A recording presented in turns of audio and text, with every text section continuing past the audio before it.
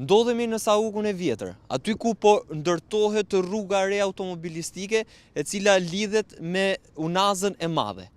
Me datën 26 shkurt, rreth orës 18:45 minuta, Bujar dhe Sabian Brahja janë goditur nga një automjet me targa Elbasanit teksa kalonin në këmbë në këtë segment rrugor.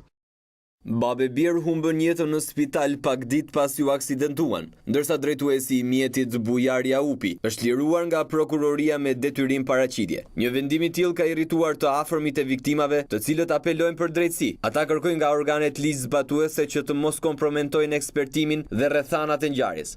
Ne kërkojmë nga drejtësia, nga prokurori Dhalla dhe nga ministri i Brendshëm që ta shohin këtë problem, se nuk është problem i lehtë. Dy njerëz nga një familje dhe familja e tyre është shumë e varfër. Lirimi i shoferit është një korrupsion i gjallë. Unë mendoj që të bëhet një ekspertizë e hollëtishme në këtë vend ngjarjes dhe dalin shkaqjet dhe mënyra pse si u vranë ata. Ne nuk kërkojmë domethënë të hakmerremi ndaj shoferit, por kërkojmë drejtësi nga shteti. Nëse ka drejtësi, drejtësia të shkojnë në vend. Ai prokurori që nxjerr këtë person ka fëmija, nuk e di ç'a ka ai.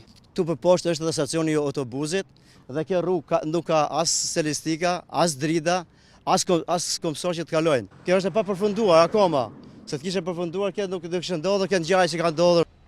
Rruga në ndërtim e sipër ka mbetur pezull, pasi askush nuk punon, ndërsa mungesa e ndriçimit gjatorëve të natës është një tjetër problem. Nga ana tjetër, sinjalistika e cunguar nuk zbatohet nga automjetet të cilat futen në rrugë pa zbatuar as standardin minimal të kodit rrugor. Mungesa e trotuarve për kalimin e komsorëve, pavarësisht se në mes të segmentit ka një stacion autobusi, të gjitha këto së bashku e bëjnë këtë rrugë shumë të rrezikshme për banorët e zonës. Dy komsorë përkatësisht 50 dhe 10 vjeç humbën jetën. Ngjarja mund të mbyllet me dënim minimal nga drejtësia, por në rast se enti pronari i rrugës si përgjegjës i drejt për standardin e sigurisë së rrugëve nuk merr masa, me 10 persona të tjerë rrezikojnë të vriten, këtu ku ligjin e bën çdo kush dhe për pasojat në njerëz nuk përgjigjet askush.